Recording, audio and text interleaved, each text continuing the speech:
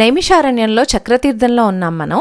ఈ చక్రతీర్థం ఎలా ఏర్పడిందంటే, పూర్వం సత్యయుగంలో ఋషులందరూ కలిసి బ్రహ్మదేవుడి దగ్గరికి వెళ్ళి, మేము తపస్సు చేసుకోవడానికి ఏదైనా ఒక మంచి ప్లేస్ చూపించండి అని అడిగినప్పుడు, అంటే కలి అంటని ప్లేస్ ఏదన్నా చూపించండి అన్నప్పుడు ఆయన విష్ణుమూర్తిని ధ్యానిస్తే విష్ణుమూర్తి సుదర్శన చక్రం వదులుతారనమాట.